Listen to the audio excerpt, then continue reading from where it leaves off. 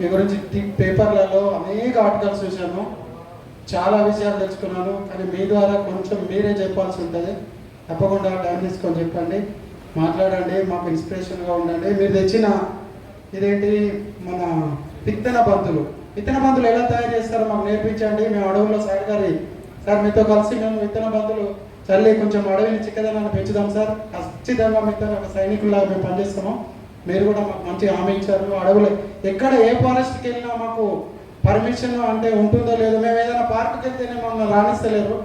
మరి దానికి ఏం చేయాలో మీరు కొంచెం ఏదైనా మీరు రాసిస్తే మేము పార్కులకు వెళ్ళడము, తీసుకోవడము, ఆ ఔషధ మొక్కల్ని ప్రచారం చేయడం చేస్తాను సార్. దాని గురించి మీరు ఆలోచించండి.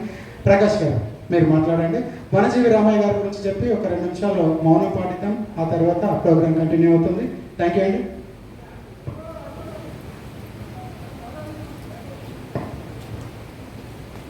ముఖ్యంగా దేశీయ మహామూలిక వైద్య సంఘం ఔషధ మొక్కల విజ్ఞాన సదస్సుకు నన్ను ఆహ్వానించినందుకు ఇక్కడ ఉన్నటువంటి పెద్దలందరికీ ప్రత్యేక ధన్యవాదాలు తెలుపుతున్నాను. ముందుగా నేను చెప్పేది, మనం తల్లి గర్భంలో ఉన్నప్పుడు మనకు ఆహారం తన రక్తం. 9 మాసాలు తల్లి గర్భంలో మనం పెరిగి తల్లి మనల్ని మోసి ఈ నేల మీద మనకు పురుడు పోసినప్పుడు అంతవరకే తల్లికి మనకు ఒక సంబంధం ఉంది. రక్తం పంచుకొని రక్తాన్ని మనము ఆహారంగా తీసుకొని ఒక బిడ్డ ఎదిగిన తర్వాత, మనం నేల మీద పుట్టిన అడిగి వేసిన తర్వాత మనకు ప్రాణవాయువు చెట్టు అంటేనే మనకు మరో అమ్మ. తల్లి గర్భంలో ఉన్నప్పుడు మనకు అమ్మ అయితే, నేల మీద పుట్టిన తర్వాత మనకు మరో అమ్మ వృక్షాలు. మొన్న చూసినాం మనం, కరోనా వచ్చినప్పుడు అందరు ఎగబడ్డారు. ఎక్కడికి? ఆయుర్వేదం మొక్కల్లో ఉన్నటువంటి రసాన్ని ఆ మందు తాగితే తక్కువైతుందని పెద్ద పెద్ద డాక్టర్లే వెళ్ళారు. అంటే ఎంత విలువైందో ఈ మొక్క మన ముందట ఉంది. ఒక బాధ ఏంటంటే, వనజీవి రామయ్య గురించి చెప్పాలి. ముందుగా ఖమ్మం జిల్లా వనజీవి రామయ్య గారు కొందరికి తెలుసు, కొందరికి తెలియకపోవచ్చు. ఆయన మొన్ననే ఈ కాలగర్భంలో కలిసిపోయాడు. నిరంతరం ఆయన వృక్షాన్ని కాపాడడం కోసమే ఆయన బాధ్యతగా కృషి చేయడం జరిగింది. ఆయనకు మొన్నటికి 88 సంవత్సరాలు. పోయిన నెల ఆయన మరణించడం జరిగింది. ఆయన చిన్ననాటి నుండి కూడా ఆయన అశోకుని ఆదర్శంగా తీసుకొని ఈ ప్రకృతిని కాపాడాలనే ఒక సంకల్పంతో ముందడుగేసినాడు. ఆయన ఎన్నో అవమానాలు కూడా అలా భార్యతో కానీ, వాళ్ళ కొడుకులతో కానీ, అక్కడ ఉన్నటువంటి స్నేహితులతో కానీ, అక్కడ ఉన్నటువంటి పరిసర ప్రాంతాల మనుషులతో కూడా ఆయన ఎన్నో అవమానాలు ఎదుర్కొన్నాడంట. ఏంద్రాబాయ్, నువ్వు ఇక్కడ విత్తనాలు తీసుకొని అక్కడ వేస్తావు, ఈ పిచ్చోడా అనంట. ఆయన చేసేది ఒక పునర్జన్మ కారణ జన్ముడు. ఏంటంటే, మనకు మరో అమ్మాయినటువంటి ఒక చెట్టును మళ్ళీ సృష్టిస్తున్నాడు అన్నప్పుడు ఆయన అక్కడ భగవంతుడైతే భగవంతుని రూపంలో ఉన్నటువంటి ఒక రాముడు వనజీవి రామయ్య. అయితే నేను చదువుకున్నప్పుడు 98లో చాలా చిన్నవాడిని నేను. అప్పుడు 6వ తరగతి. నేను రుద్రంగి, సిరిసిల్ల జిల్లా మాది. సిరిసిల్ల జిల్లా కొండపేట మండలం సుద్దాల గ్రామం మాది. అయితే రుద్రంగిలో నేను హాస్టల్లో ఉండి చదువుకున్నప్పుడు చుట్టూ గుట్టలు ఒక పచ్చని చీర కట్టుకున్నట్టు ఉండే. అయితే ఆ కాలంలో చంద్రబాబు నాయుడు గారు ఉన్నప్పుడు దాదాపుగా ఒక 8 సంవత్సరాలు వర్షాలు లేవు సార్. మీకు కూడా తెలుసు అనుకుంటా. ఆ కాలంలో పుట్టిన చిన్నపిల్లలకు కూడా వర్షాలు ఎలా ఉంటాయని కూడా తెలియదు, 7 సంవత్సరాల వరకు కూడా.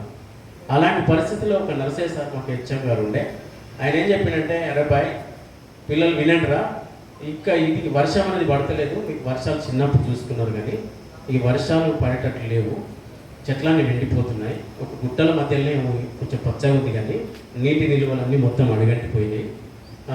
ఆయుర్వేద మొక్కలే కానీ డాక్టర్లు కానీ ఏది కూడా ఎవరేం చేయలేకపోతారు. ప్రకృతి పచ్చగా ఉంటేనే మనం నూరేళ్ళు పచ్చగా జీవిస్తాము అని రాముని గురించి ఆయన చెప్పడం జరిగింది. అశోకుని గురించి అయితే అశోకుడు మొక్కలు నాటాడు. వనజీవి రామయ్య అనే వ్యక్తి ఇట్లా మొక్కలు కూడా నాటుతున్నాడు మన ప్రాంతం వాసే అని చెప్పడం జరిగింది. ఆ టైంలో అప్పటికి వర్షాలు లేవు, వాగులు ఇట్లా వాగులలో కూడా రోడ్లు మొరం పోసుకున్నారు. ఎవరన్నా వాగులలో రోడ్డు పోసుకుంటారా, మొరం పోసుకుంటారా? వర్షానికి అవి కొట్టుకుపోతాయి, ఏదో బ్రిడ్జిలు కట్టుకుంటారు. కానీ ఇక వడదిర బాబా అనే ఉద్దేశంతో అప్పుడు అలాంటి ఒక మోడు వారిన ప్రాంతాలుగా నేను చూడడం జరిగింది. అయితే నేను 9th క్లాస్లో ఆయన చూడడానికి ఖచ్చితంగా ఆయన చూడాలి. వనజీవి రామయ్య అంటే ఎవరు, అసలు మొక్కలు నాటుతున్నాడా, మనం కూడా ఆయనను ఆదర్శంగా తీసుకొని మొక్కలు నాటాలనే ఉద్దేశంతో ఖమ్మము నాకు ఇంత డిస్టెన్స్ ఉంటుందని నాకు తెలియదు. అయితే మా ఇంట్లో మా డాడీ నన్ను కొంచెం మందలించి తిట్టి కొట్టడంతోనే నేను ఎటు వెళ్ళాలి అనే ఉద్దేశం, నేను చెప్తే వినేవాడిని కాదు. వాస్తవానికి ఏ తల్లిదండ్రులైనా కానీ తన బిడ్డల్ని ఒక మంచి దారిలో పెంచాలనుకుంటారు. కానీ నేను మాత్రం ఏం చేసినా సొంతంగా చేసేవాడిని. మా డాడీకి కొన్ని నేను ఖర్చు పెట్టడం కానీ ఇట్లా చేస్తూ ఉంటే కొన్ని నచ్చకపోయేది. ఏ తల్లిదండ్రులకి నచ్చదు, కొంచెం వేరే తల్లిదండ్రులు చెప్తే వినకుంటే ఏ తల్లిని కూడా నచ్చదు. అయితే మా డాడీ నన్ను మందలించడంతో నేను వనజీవి రామయ్య నాకు గుర్తుకొచ్చాను. వనజీవి రామయ్య ఎట్లన్నా ఈ ఖాళీ టైంలో కలుస్తానని కరీంనగర్ దాకా వెళ్ళిన. కరీంనగర్ దగ్గర వెళ్ళిన తర్వాత ఈ దగ్గర ఖమ్మం జిల్లా అంటే ఇక్కడ దాకా నాకు వెళ్ళాను. ఇప్పుడు నాకు ఖమ్మం జిల్లా, కరీంనగర్ జిల్లా దాటాలి, తర్వాత వరంగల్ దాటాలి, తర్వాత ఖమ్మం జిల్లా వస్తుంది. ఆ టైంలో నాకు ఇక్కడనే ఎక్కడో ఉంటుంది ఖమ్మము, ఆయన కలవాలని అనిపించేది.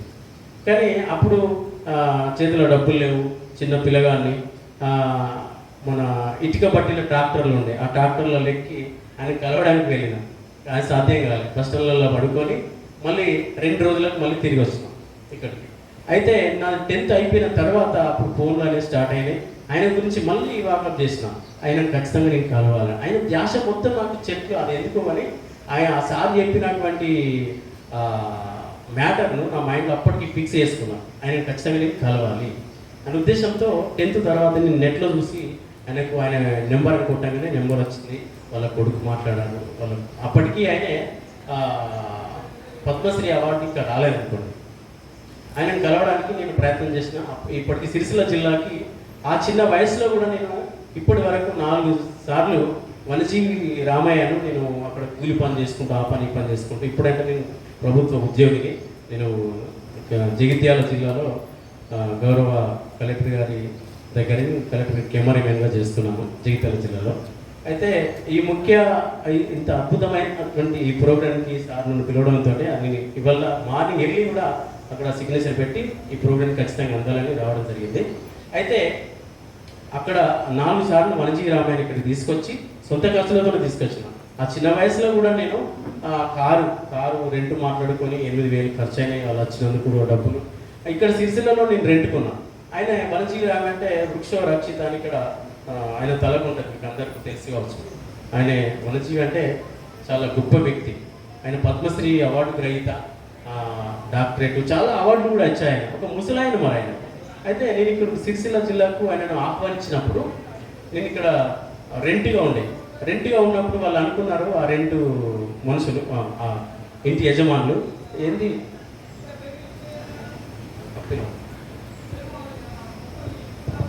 మన గౌరవ అతిథులైనటువంటి అడ్వకేట్ రేణువన్న గారు స్టేజ్ మీదకి రావాల్సిందిగా కోరుతున్నాను. వారు నర్సింగ్ కావాల్సిందిగా కోరుతున్నారు. గట్టిగా చెప్పట్లేదు. అడ్వకేట్ రేణువన్న గారు LLB MSc Lok Adalat member అండి.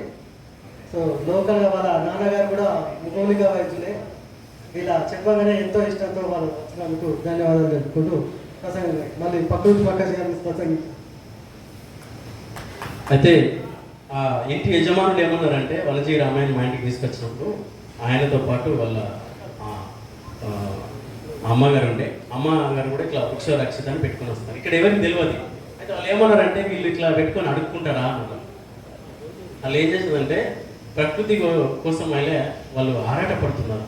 ప్రకృతిని రక్షించాలనే ఒక లక్ష్యంతో వాళ్ళు ప్రతి జిల్లాకి వెళ్ళడం, ప్రతి రాష్ట్రానికి వెళ్ళడం, వాళ్ళు అట్లా వెళ్తూ ఉన్నారు. అయితే వాళ్ళకి ఇల్లు రాలేదు. ఇంకా నేను వనజీవి రామయ్య గారు మరి ఇలా అడుక్కుంటాడేమో అనే మాట ఆయనకు వినొచ్చిందేమో అని చాలా బాధపడ్డాను. కానీ ఒక 4 సార్లు తీసుకొచ్చి సిరిసిల్ల జిల్లాలో ఒక మన కాలేజ్ గ్రౌండ్లో స్టూడెంట్స్ దగ్గర వారికి మరి ఆయన అమూల్యమైనటువంటి సందేశాలు నేను అవేర్నెస్ కల్పించడం జరిగింది. ఎందుకు చెప్తున్నా అంటే ఆయన గురించి ఆయన బ్రతకలేడు. సమాజం గురించి ప్రతి ఇక్కడ ఉన్నటువంటి గడ్డి పువ్వు కూడా మనకు ఔషధ మొక్కనే, మనకు ప్రాణాన్ని ఇచ్చేది, మన ప్రాణాలను కాపాడేది. మనము ఇలా ఆయన చేసింది కూడా అంతే. వనజీవి రామయ్య ఆయన బాటలో నేను నడిచి ఆయనను కలిసిన తర్వాత నేను కూడా ఆయన చెప్పిన విషయాలు ఏంటంటే నేను పాటించుకుంటూ వస్తున్నాను ఇప్పటికి కూడా. అయితే నాకు ఎక్కడ విత్తనం కనబడ్డా నా డ్యూటీ ఏంటంటే గత 22 సంవత్సరాల నుంచి ఆయన నేను ఫాలో అవుతున్నా. 12 సంవత్సరాల నుంచి ఆయనను కలిసిన నా ఫాలో ఏంటంటే ఎక్కడికి వెళ్ళినా నేను నాకు ఈ సంచి ఉంటుంది, ఈ బ్యాగ్ ఉంటుంది, ఆ చెట్ల కింద విత్తనాలు రాలి పడుతూ ఉంటాయి కదా, ఆ రాలిపడే విత్తనాలు నేను బ్యాగులు వేసుకుంటాను.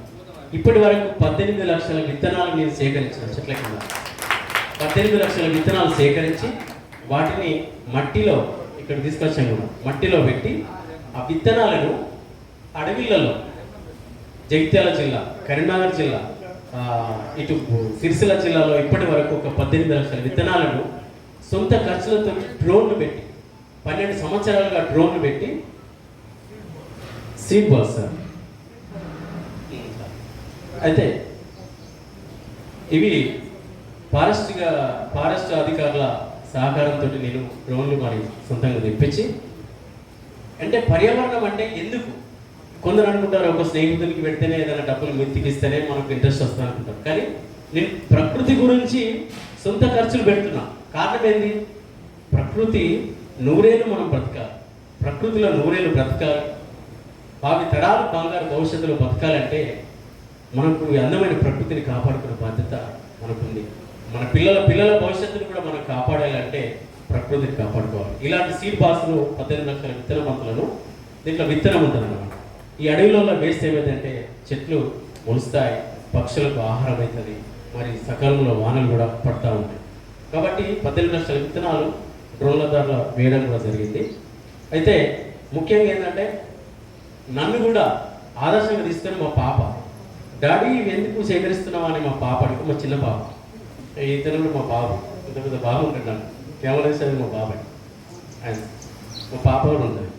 అయితే ఆమె పాప పేరు బ్లెస్సింగ్. ఆమె కూడా ఒకసారి అడిగింది, నేను కూడా చెప్పాను, అరే ఈ చెట్లు అనేవి ఏంటంటే ఎండిపోతున్నాయి కదా, ఈ చెట్లే మనకు ఈ ప్రాణవాయువుని ఇస్తాయి, మనము ఒకసారి ముక్కు మూసుకో అంటే మూసుకుంది. అబ్బో నేను శ్వాస వస్తలేదాన్ని. ఈ శ్వాస ఎక్కడి నుంచి వస్తుందంటే ఈ చెట్టు నుంచి వస్తుంది. ఈ చెట్టు బిడ్డ ఎండిపోతే మనం చనిపోతామని చెప్పిన.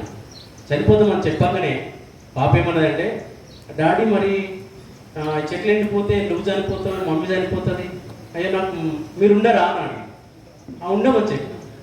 అప్పుడు ఆమె అలా సెలవులలో వాళ్ళ అమ్మమ్మ దగ్గరికి వెళ్ళినప్పుడు కూడా కూరగాయలు కోస్తే అక్కడ టమాటా విత్తనాలు కూడా మా ఇంటికి తీసుకొని వచ్చినాయి.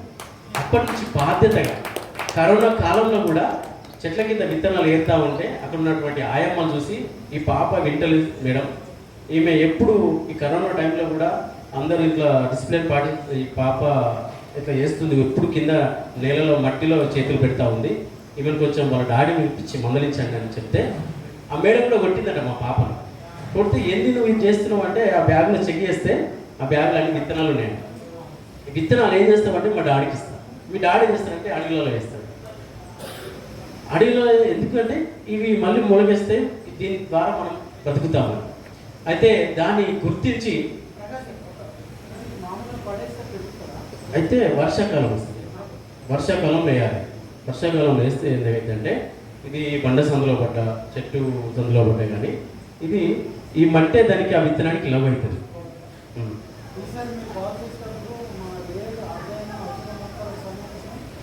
Okay sir. అయితే ఓకే, అప్పటికి మా పాపను గుర్తించి మొన్న గత ప్రభుత్వం ఈ పాప బర్త్డే రోజు ఇంత అద్భుతంగా చేస్తుందని ప్రగతి భవన్కి తీసుకొని మా పాప బర్త్డేను ప్రగతి భవన్లో బర్త్డే చేసింది హైదరాబాద్. అంటే అప్పటికి మా మిస్సెస్ నాకు సహకరించలేదు. ఈయన కూడా ఏంది ఎప్పుడు ఈ విత్తనాలు వేయడం వనజీవి రామాయ లాగానే నాకు కూడా అయింది. మా మిస్సెస్ సహకరించకపోవడం, నీకు ఏమొస్తుంది అందరు పిచ్చోళ్ళ లెక్క ఈ విత్తనం వేయడం, ఇటు చల్లడం అటు చల్లడం ఏమొస్తుందని మా మిస్సెస్ కూడా అన్నది. అయితే మా ఊర్లో ఒక 100 సంవత్సరాల మర్రి వృక్షం కూడా వర్షాకాలం అది ఈదుగాలం నేలబట్టింది గత సంవత్సరం. దానికి 3 నెలల పాటు, ఎండాకాలంలో 3 నెలల పాటు నేను నీళ్ళు అందించి లిఫ్ట్ ప్రత్యేకించి లిఫ్ట్ వేసి 3 నెలల పాటు దానికి నీళ్లు వస్తే మా ఊరోళ్ళందరూ అనుకున్నారు, మా స్నేహితులు కూడా పిచ్చిగా నవ్వుకున్నారు. అరే వీడు ప్రకృతి ప్రకాశ్ నిజమే, చెట్ల మీద ప్రేమ ఉంది కానీ నిజంగానే వీరికి పిచ్చిలేసింది భయ్, చచ్చిపోయిన చెట్టుకు ఇంకా నీళ్ళు వస్తా ఉన్నాడు అని హేళన చేసింది చాలా మంది. అయితే 3 నెలలు గడిచింది. 3 నెలల్లో మా మిస్సెస్ అన్నది, నువ్వు ఇక ఆపేయి, ఇక నీకు నిజంగా కూడా ప్రజలు అన్నట్టుగా నీకు కూడా పిచ్చిలేసినట్టే అనుకుంటున్నాను. నేను కూడా ఈ చెట్టుకు పడిపోయిన చెట్టుకు ఇంకా నీళ్ళు పోయాను.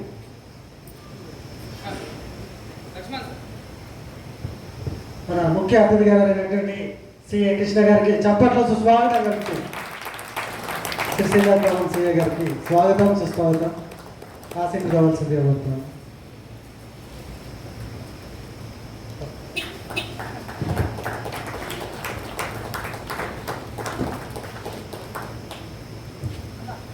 Thank you sir.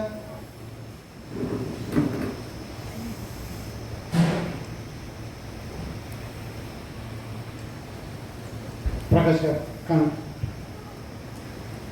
అయితే ఆ పడిపోయిన చెట్టుకు నేను 3 నెలల పాటు ట్యాంకర్లు పెట్టి లిఫ్ట్ వేసి నీళ్లు పోస్తున్నప్పుడు అది మామూలు చెట్టు కాదు. మీరు దాని కింద మర్రి ఊడల కింద చిన్నప్పుడు ఉయ్యలు ఊగినటువంటి ఆ మర్రి చెట్టు.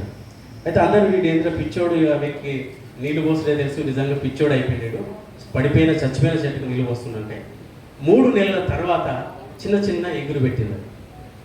3 నెలల తర్వాత అప్పటికి నేను అనుకున్న అదే మత్తులో ఉన్నా నేను. నాకు కూడా ఇన్సల్ట్ అనిపించింది, అరే ప్రజల ముందు నేను ఎంతో నీళ్ళు పోసినా కానీ అందరు నిజంగా నన్ను పిచ్చోడు అనుకుంటున్నారు, పైగా ప్రకృతి ప్రకాష్ గారు పిచ్చి ప్రకాష్ అని పిలిచేటట్టున్నారు అని నేను కూడా అనుకున్నా. ఈ విషయం న్యూస్ వల్ల తెలిసింది, ఎగురు వచ్చిందని. అది టైమ్స్ ఆఫ్ ఇండియా మెయిన్ పేపర్లో దాన్ని ప్రచురణ చేయడం జరిగింది. తర్వాత ద హిందూ ఆ పేపర్లలో పెద్ద పెద్ద పేపర్లలో దాన్ని రాయడం ద్వారా అది డైరెక్ట్ మన ముఖ్యమంత్రి గారు తెలిసింది. అప్పుడు సంతోష్ కుమార్ గారు గ్రీన్ ఇండియా ఛాలెంజ్ స్పందించి ఇక్కడ అది చెట్టు ఎక్కడుంది, దీనికి నేను సపోర్ట్ చేస్తా, ఆ చెట్టు ఎక్కడుందంటే ఆ చెట్టును రీప్లాంటేషన్ చేయాలి, దాని దగ్గరికి వెళ్ళాలంటే రోడ్ లేదు, ప్రత్యేకించి 3 లక్షలు పెట్టి ఆ చెట్టు దగ్గర వరకు రోడ్డు వంచింది. ఆ చెట్టు మళ్ళీ ఒక క్రేన్ తెప్పించారు, 40 టన్నుల క్రేన్ తెప్పిస్తే ఆ చెట్టు లేవలేదు, దాన్ని మొత్తం ట్రిమ్ చేయించినాము. మళ్ళీ అప్పుడు కాళేశ్వర ప్రాజెక్టులో నడుస్తున్నటువంటి క్రేన్స్, బాహుబలి క్రేన్స్, అవి 2 క్రేన్స్ తెప్పించి ఆ చెట్టును లేవట్టి మళ్ళీ ఇక్కడ ఉన్నటువంటి ఫారెస్ట్లలో దాన్ని రీప్లాంటేషన్ చేయడం జరిగింది. ఎందుకంటే అప్పుడు ఊరంతా ఎప్పుడైతే ప్రజలు అరే వీడు ఒక పిచ్చిరా అన్నలో ఆ చెట్టు వెళ్తా ఉంటే ఇట్లా దండం పెట్టింది. కారణం ఏంది, మనం కూడా ఒక పని చేస్తున్నప్పుడు చాలామంది అంటుంటారు, అరే ఆ దేనికి పనికిరాదు, ఆ మొక్క దేనికి పనికిరాదు అని. మనము ఈ మొక్క ఎప్పుడు విలువ అయిందంటే ఆయుర్వేదం మొన్న కరోనా వచ్చినప్పుడు ఈ మొక్క విలువ ఏంటో తెలిసిపోయింది. మనం చాలామంది లైన్ పట్టారు, ఇక్కడ కర్ణాటక ఎక్కడెక్కడికి వెళ్ళి పట్టారు. ఎందుకు చెప్తున్నంటే మనం పర్యావరణాన్ని రక్షించుకోవాలి ముందుగా. అయితే నేను కూడా కొన్ని పాటలు రాశాను ఇప్పటి వరకు పర్యావరణం మీద కూడా. అయితే ఇక్కడ కరీంనగర్ గుట్టలే కావచ్చు, ఇక్కడ రుద్రేం గుట్టలే కావచ్చు, సిరిసిల్ల జిల్లాలో ఉన్నటువంటి గుట్టలే కావచ్చు, అంతరించిపోతున్నాయి. దానికి చదివే అంతరించిపోతలేవు, కానీ మనిషి వాటిని చంపేస్తూ ఉన్నాడు, పౌడర్ చేస్తూ ఉన్నాడు. మరి మనకు అడవి జీవులు ఎక్కడుంటాయి, ఆయుర్వేద మొక్కలు ఎక్కడుంటాయి, అడవిని కాపాడుకునే బాధ్యత మనందరిది. కాబట్టి ఈ అడవి మీద ఒక బండ మీద ఒక పాట రాశాను సార్. ఆ బండ మనకు ఒక పరుపు బండ. నేను ఆ రుద్రంలో చదువుకున్నప్పుడు మాకు ఆ రుద్రంగిలో ఒక బండ కనిపించింది, మేము ఆడుకునే వాళ్ళం కూడా. అలాగే కరీంనగర్ ఎలగందుల కిల్లా కూడా అందమైన జిల్లా కరీంనగర్ తల్లి కన్నీరు పెడుతుంది, చుట్టు గుట్టల నడుమ ఎలగందుల కిల్లా ఎక్కేస్తుందని కూడా పాటలు రాశాను. ఇప్పుడు అయితే ఆ పరుపు బండ గురించి నేను ఒక పాట రాశాను. బండ మనకి ఎంత విలువైందో ఈ పాటలో వినొచ్చు.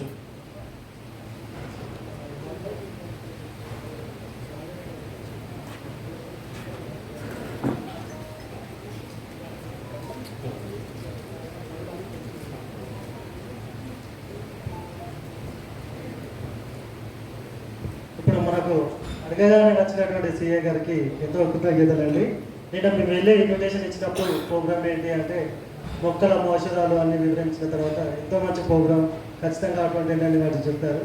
సమయం లేకుండా బిజీగా ఉన్నా కూడా ఫోన్ చేస్తే ఖచ్చితంగా వచ్చినందుకు వారికి ఎంతో కృతజ్ఞతలు చెప్పుకుంటూ చప్పట్లతో వారికి కొద్దిగా 5 నిమిషాలు ప్రసంగించవలసింది కాబట్టి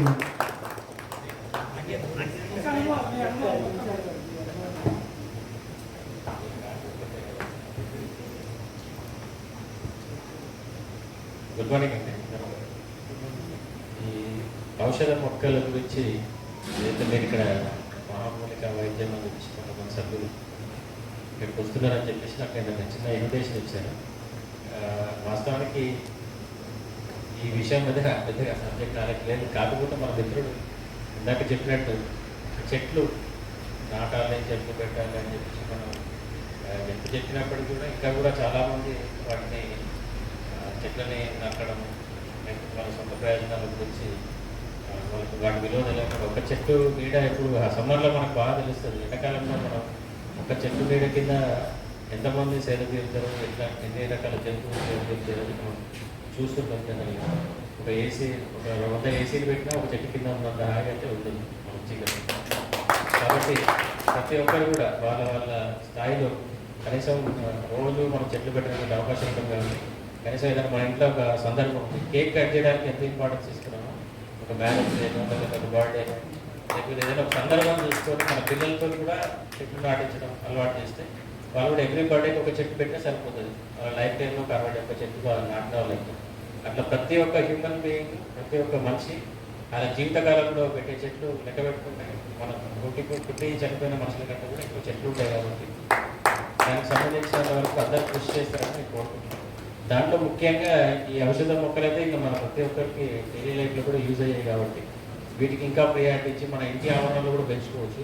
ఇవి పెద్ద చెట్లలాగా కాకుండా మొక్కలాగా పెరుగుతాయి. కాబట్టి మన ఇంటి ఆవరణలో కూడా వీటిని పెంచుకోవచ్చు. పాతకాలంలో వీటి ఉపయోగం మనకు మన పెద్దలు చెప్తుండేది.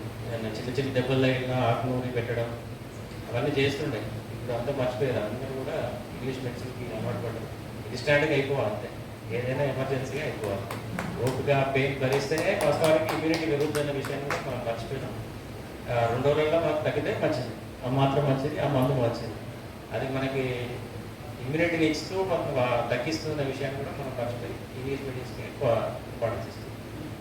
ఈ మూలికా వైద్యాన్ని ఆయుర్వేదిక్ డిగ్రీలు ఉన్నాయా?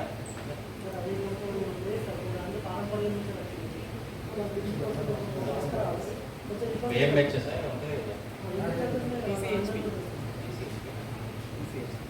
ఆయుర్వేదిక్కి మెడిసిన్ కావాలి. ప్రొఫెషనల్ డిగ్రీ ఉంది యాక్చువల్గా. యూనివర్సిటీ కూడా ఉన్నాడు, రాజమండ్రిలో అక్కడ ఉన్నట్టు.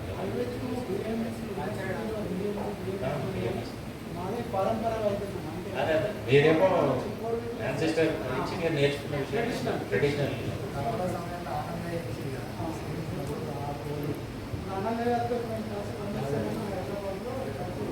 ఓకే, ఎనీవే అంటే దాన్ని కొంచెం సైంటిఫిక్గా చేస్తేనేమో కోర్స్ అవుతుంది. కొంచెం మనం సైంటిఫిక్ కాకుండా నార్మల్గా చేస్తే ఇప్పుడు మీరు ట్రెడిషనల్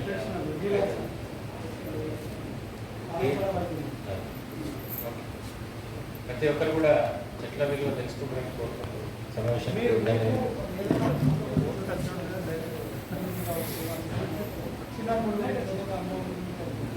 ఇప్పుడు అనుకోవాలంటే చిన్నప్పుడు బాగా గుర్తుండేదైతే వాస్తవానికి బాదం చెట్టు అండి. మా ఇంట్లో బాదం చెట్టు ఉంది. సరే, బాదం చెట్టు వల్ల ఆకుని ఏమొస్తుందని నాకు తెలియదు. బాదంకాయలు వాటిని ఎండబెట్టి ఆ బాదం పల్లి అది ఖచ్చితంగా హెల్తీ ఫుడ్. యాక్చువల్గా మనం ఈరోజు కొనుక్కొని పాతకాలంలో ప్రతి ఇంటికి బాదం చెట్టు ఉంటుంటాయి. ఇక రకరకాల సెంటిమెంట్ మనకి. మనకి ఏంటి బాదం చెట్టు ఉంటే బాధలు వస్తాయి అంటాడు, ఎక్కువ చెట్టు ఉంటే ఎక్కువ వస్తాయి. ఈ మూఢనమ్మకాలతో కూడా చెట్లను కూడా కొట్టినప్పుడు చాలా మంది రావి చెట్టు ఉండొద్దు అంటాడు, బాదం చెట్టు ఉంటుంది అంటాడు, మునగ చెట్టు ఉండొద్దు అంటాడు. అవునా? కరెక్టే. ఇలాంటి మూఢనమ్మకాలతో కూడా చెట్లను సగం నరికేస్తున్నారు.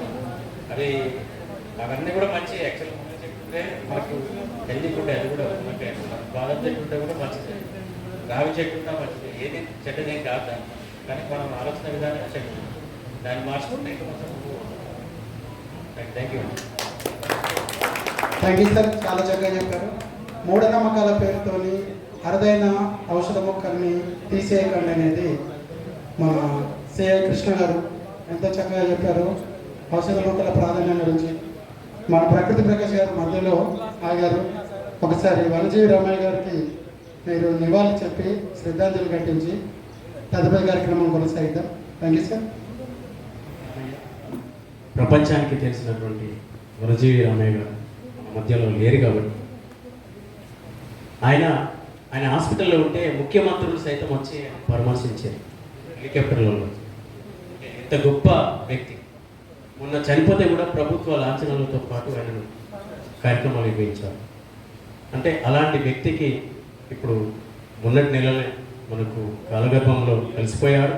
కానీ ఆయన ఎప్పటికీ జీవిస్తూనే ఉంటాడు. ఆయన చెట్లు ఎప్పుడు ప్రాణంతోనే ఉంటాయి. కాబట్టి ఆయనకు ఒక నిమిషం పాటు మనం అందరం వేసి మౌనం పాటించాల్సిందిగా కోరుతున్నాం.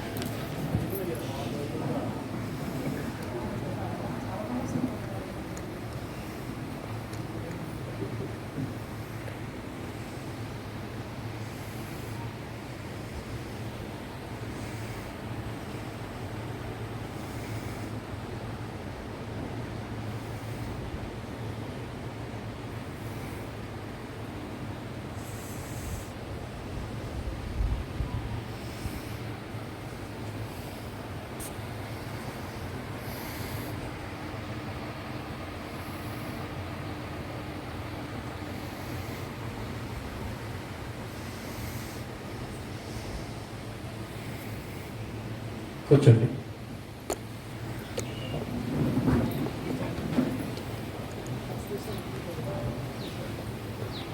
అయితే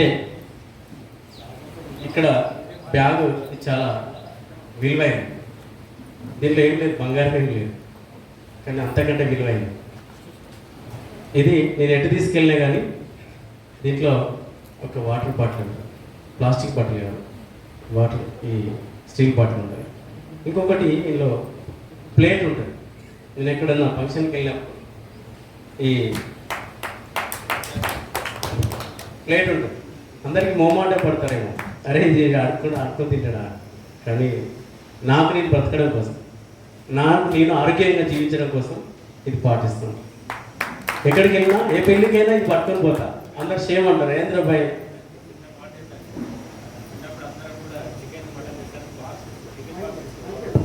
ప్లాస్టిక్ కవర్స్ ఎవరు తీసుకోవాలి. నాకు తెలిసినంత వరకు నాకు ప్లాస్టిక్ మా బాధ నన్ను మార్కెట్ తీసుకోవాలనుకుంటే గుట్టలో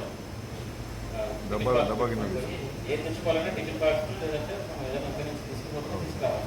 కవర్ ఇచ్చేవాళ్ళు కాదు. కవరు అప్పుడు కావాలన్నా 10 పైసలు ఉండే కవర్. 10 పైసలు ఉన్న ఎందుకు కొనాలి కవర్ అని చెప్పేసి లాస్ట్ పైసలు గురించి కట్టుబడి గురించి ఏదో 2 రకాల ఆలోచనలు అందరూ డిస్కస్ చేసి ఇప్పుడు 5 రూపాయలు ఛార్జ్ చేసినా ప్లాస్టిక్ కవర్ ఇప్పుడు 10 రూపాయలు ఛార్జ్ చేసినా షాపింగ్ పోతే ప్లాస్టిక్ కవర్ తెచ్చుకుంటాం.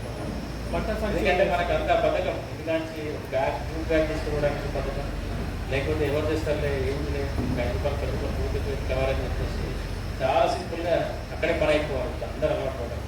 చికెన్ షాప్ పోతే ఎవరో డబ్బు పట్టుకోవడం చేసేది లేదు, ప్లాస్టిక్ కవర్ తెచ్చుకుంటాం.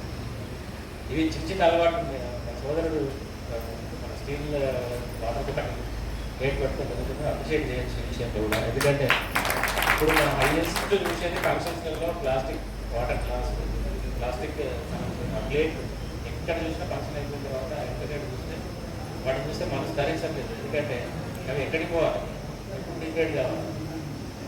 ఇప్పుడు మనం మానేర్ రివర్కి నేను ఒకసారి వాకింగ్ పోతుంటే మధ్యలో అక్కడక్కడ చూస్తే కూడా మొత్తం చెత్త, వాటర్ బాటిల్, ప్లాస్టిక్, మందు తాగిన గ్లాస్, మొత్తం టోటల్ ఏదైనా సరే చెత్త. ఆ గాలి గుర్తొచ్చింది, లేకపోతే వాతావరణం గాలి లేకపోతే అక్కడే వాళ్ళు తీసుకొచ్చి కొంతమంది ఇండస్ట్రీలో తీసుకొచ్చినాయి అన్నీ ఎక్కడికి ఉంటున్నాయి, మనం తాగే నీళ్ళకి ఉంటున్నాయి. సో దాని మీద కూడా కొంత ఇలాంటి ప్రోగ్రామ్స్ మీరు కండక్ట్ చేసినందుకు పాటు అట్లాంటిది స్వచ్ఛ భారత్ లాగా కూడా కండక్ట్ చేస్తే ఇంకా బాగుంటుంది.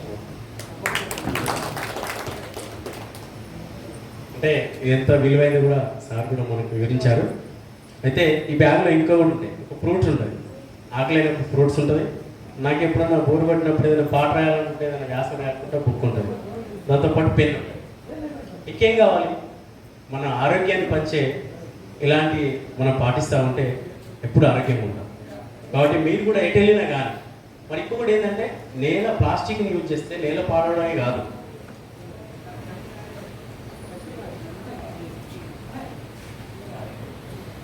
అయితే నేల పాడవడం మనం కూడా పాడైపోతాం.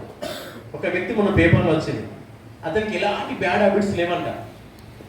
మరి నీకు ఎందుకు క్యాన్సర్ వచ్చిందంటే ఆయన ఫస్ట్ నుండి టీ తాగడం అలవాటు. అరే టీ తాగితే క్యాన్సర్ వస్తుందా అంటే అక్కడ వైద్యులు నిర్ధారించారు ఏంటంటే ఆ ప్లాస్టిక్ గ్లాసులో నిరంతరం రోజుకు 2-3 సార్లు ఆయన టీ తాగుతాడు, ఛాయ్ తాగుతా ఉంటే రోజు ఆయన 5-6 సంవత్సరాల నుంచి ప్లాస్టిక్ గ్లాసులే టీ తాగడం ద్వారా ఆయన క్యాన్సర్ వచ్చింది. కాబట్టి ఇలాంటివి పాటించాల్సిందంటే మనకు మనం ఇలాంటివి పాటించాలి, ఎవరి కోసం కాదు. ఇప్పుడు అరే బాయ్ రోడ్డు మీద చెత్త వేయద్దంటే ఏమంటున్నారు తెలుసా, నేను ఒకరిని అడిగినామన్నా, నేను చెత్త వేస్తున్నావు నువ్వు ఏంది అని అంటే పక్కలో ఏం లేదు నన్నే అంటున్నావా అన్నాడు ఆమె. అర్థమైందా? పక్కలో ఏం లేదు కానీ నన్ను అంటున్నావా అన్నాడు.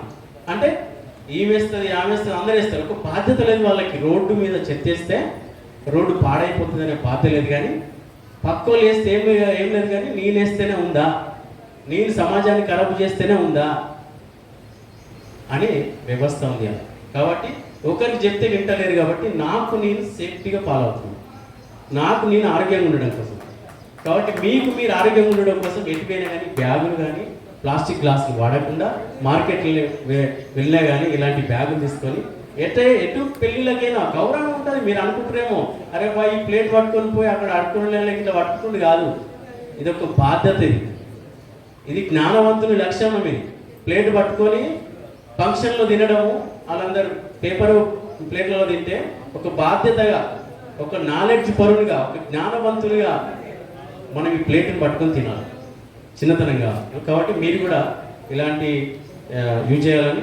మళ్ళీ ఇంకోటి ఏంటంటే మా పాప కూడా మమ్మల్ని ఆదర్శం చేసుకొని ఆమె ఇప్పుడు 11 సంవత్సరాలు అడుగు పెడుతుంది. ఆమె 11,000 మొక్కలు ఈ రాష్ట్రంలో ఉన్నటువంటి ఆల్ కలెక్టరేట్లలో ఆమె మొక్కలు నాటడానికి ప్రయత్నం చేస్తూ ఉంది. ఇప్పటి వరకు ఆమె 3 లక్షల విత్తనాలను సేకరించింది, 3 లక్షల విత్తనాలను సీడ్ బాల్లు చేసింది. ఆమె ద్వారా కూడా డ్రోన్ల ద్వారా అడవులలో వేయడం జరిగింది. ఇలా ఇంత మంచి అవకాశం ఇచ్చినటువంటి మన పెద్దలు సింహాచలం లక్ష్మణ స్వామి సార్ గారికి ప్రత్యేక ధన్యవాదాలు. Thank you sir.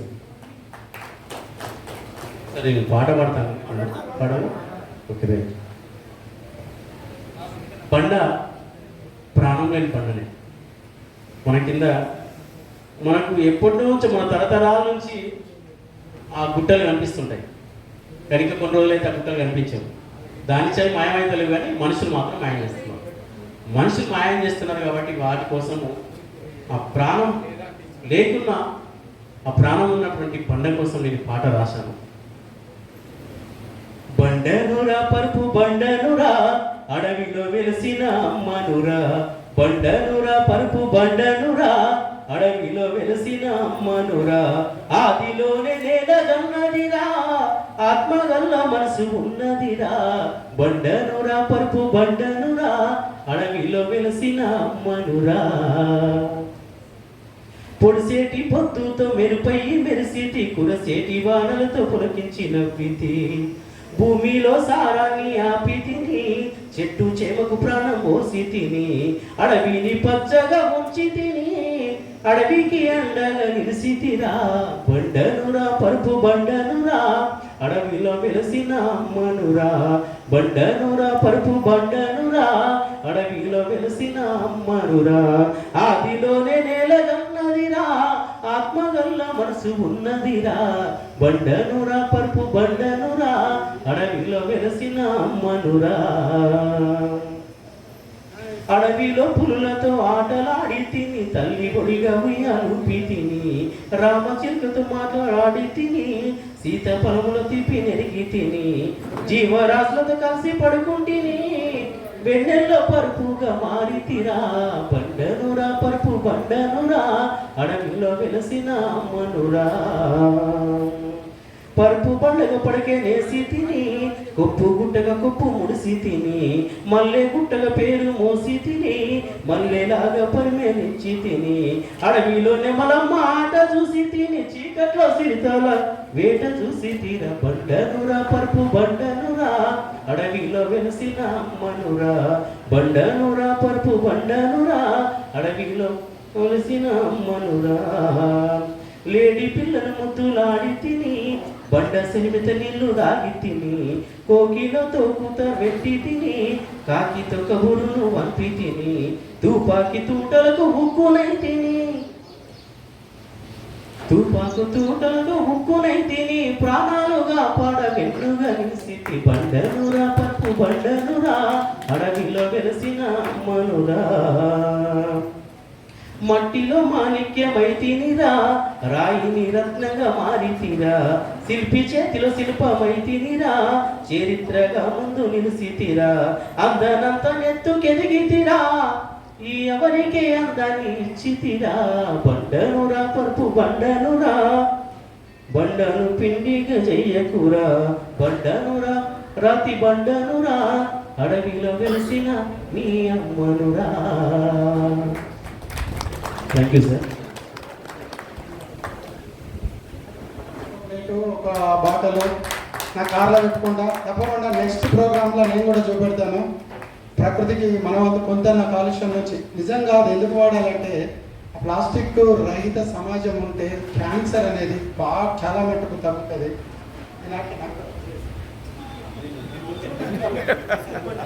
Thank you అండి. ఇట్లాంటి ప్లేట్ వల్ల ప్రతి మనిషి ఇప్పుడు ఇక్కడ ఒక 80 మంది ఉన్నాం. 80 మంది ప్లేట్లు తీసుకొస్తే 80 ప్లేట్లు ప్లాస్టిక్ మనం తగ్గించిన వాళ్ళం. 80 గ్లాసులు చాలా అద్భుతమైన కాన్సెప్ట్ ఇది. ఒకరి నుంచి ఒకరికి ఏం పెద్ద కష్టమే కాదు. ఒక చిన్న జూట్ బాక్స్, ఒక ప్లేటు, ఇదైతే పడేయము, కట్టుకుంటాం, దీనిలోనే పెట్టుకుంటాం. మన బట్టలు మనకే ఉంటుంది. చాలా ఏ ఫంక్షన్ అయినా సార్ అన్నట్టు సేయ గారు అన్నట్టు మొత్తము ఫంక్షన్ హాల్ బయట మొత్తం చేతనే అదంతా కొట్టుకపోయి అడవిలో పడి నీళ్ళలో పడి మళ్ళీ తిరిగి మనకే వస్తుంది. క్యాన్సర్కు మెయిన్ కారణాలలో ప్రకృతి మన ప్లాస్టిక్ వాడకము మెయిన్గా ఉంటుందని చెప్పారు. నేను కూడా కవితలు రాసుకుంటాను కాబట్టి నేను కూడా ఇట్లాంటి బుక్ పెట్టుకుంటాను. ఇక మిగిలిగా ఈ విత్తన బాటలు ఒకటి తయారు చేయడానికి ప్రయత్నిస్తాను. స్టీల్ బాటలు అదేంటిదో చెప్తే అట్లాంటిదే నేను కొనుక్కుంటా ఒకటి పోకుండా. Thank you sir.